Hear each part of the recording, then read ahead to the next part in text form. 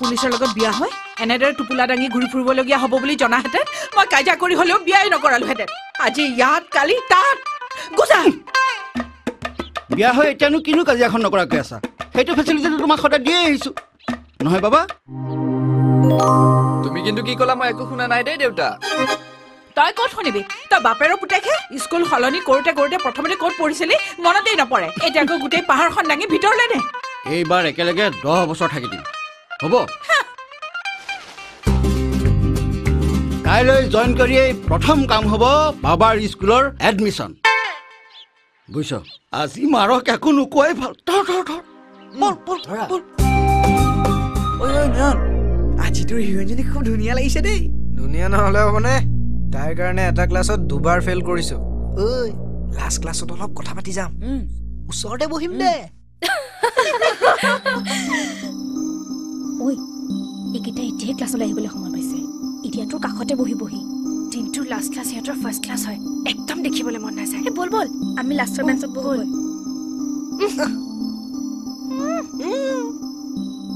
দেখিছ চিয়ানা খাইছে আমি কি পাছফালে বহিব নোৱাৰিম নেকি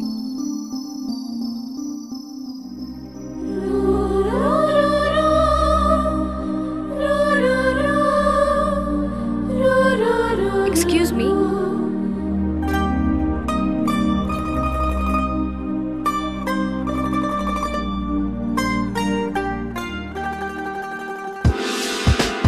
ঐ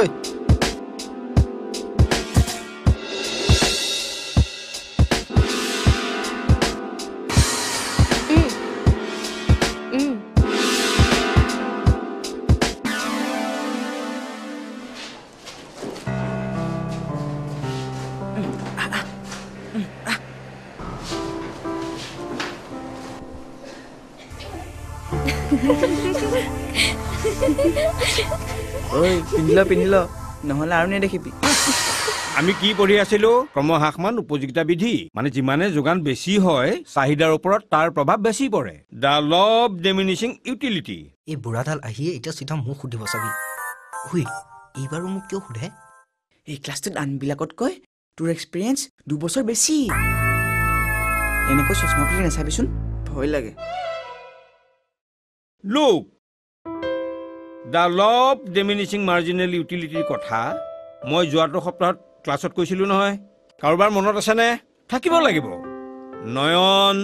মাই গুড বয় কোৱা 2 বছৰ হ'ল নহয় কৈ দিয়া মই ছাৰ এটাই জানো বিচৰা বস্তুটো যিমানেই দূৰলৈ গৈ থাকিব সিমানেই তাৰ প্ৰতি আকৰ্ষণ বাঢ়ি গৈ থাকিব কমি নাযায় নতুন থিয়ৰী সৃষ্টি কৰিছা বৰ ভাল কৰিছা তুমি কিবা জানা নেকি নিউকামাৰ মই জানো sir According to Professor Marshall, the marginal utility of a good diminishes as an individual consumes more units of a good. The additional benefit which a person derives from a given increase of his stock of a thing diminishes with every increase in the stock that he already has. Well done, my boy! তেতিয়াহ'লে আমি পিছৰ কথালৈ যাওঁ আমিও পিছৰ কথালৈ যাওঁ আন্তাৰ বহিখন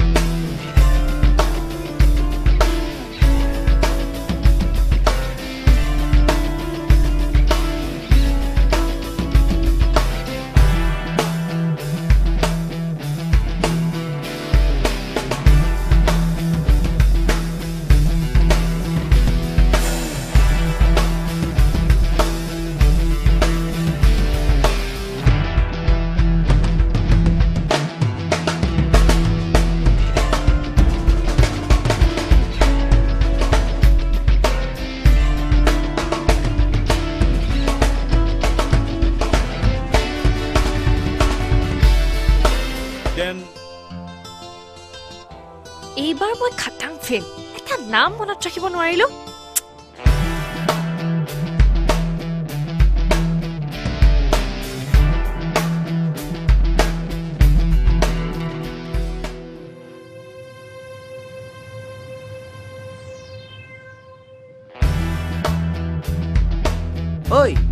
তই কম বস্তু নহয় দেই একেদিনা ইমান আগবাঢ়ি গলি যোৱাৰ সময়ত তাই কি ক'লে কোনে একে বাট চৰে মোৰ ঘূৰি যাব চোলা হেপিনৰ পৰা পিন্ধিব পৰা কৰি দিম বেছি চিয়ানাগিৰি নেদেখাবি আৰু কাইলৈৰ পৰা যদি তাইৰ লগত বহ তেনেহ'লে কথা বেয়াই হৈ যাব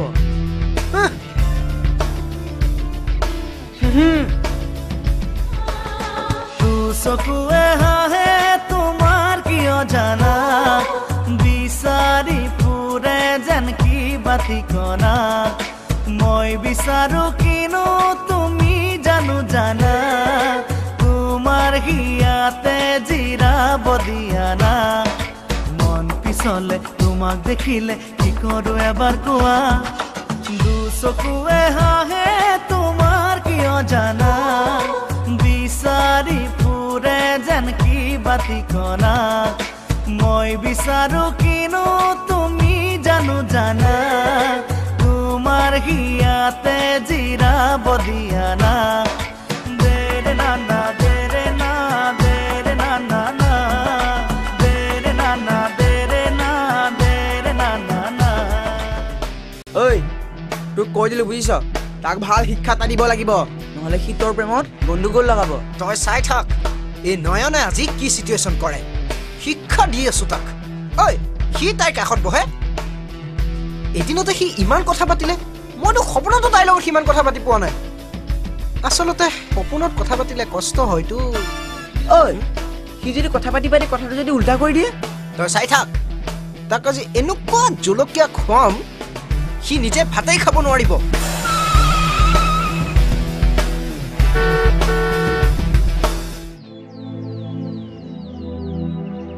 ঐ বাবা ক্লাছত অকলে থাকিব নালাগে লগ বিচাৰি লৈছনে নাই আছে কালিয়ে চিনাকি হৈছো ডেটছ মাই বয় ঐ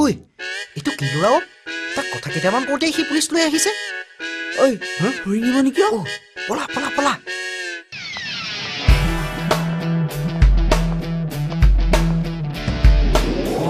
ঐ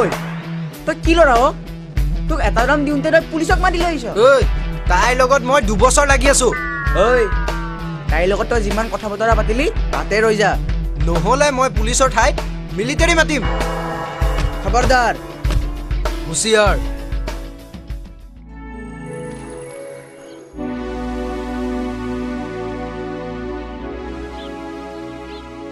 এইবোৰ কি এতিয়াৰ পৰা যাতে তোমাৰ নাম মই কেতিয়াও নাপাহৰো সেইকাৰণে লিখি থৈছো এ ফৰ আকাশ বি ফৰ বৰ্ষা ময়ো কেতিয়াও তোমাৰ নাম আৰু পাহৰি নাযাওঁ তুমিও লিখি থৈছা মই য'ত লিখিব লাগে তাতে লিখি থৈছো তাৰ পৰা আৰু কেতিয়াও মোহাৰিব নোৱাৰি কালি তোমাক লগ পাই মোৰ সদায় লগ পাই থকা যেনেই লাগিছে যেন তোমাক মই সদায় দেখো মোক মোক ক'ত দেখিলা কিয় সপোনত বহীখন নিদিয়া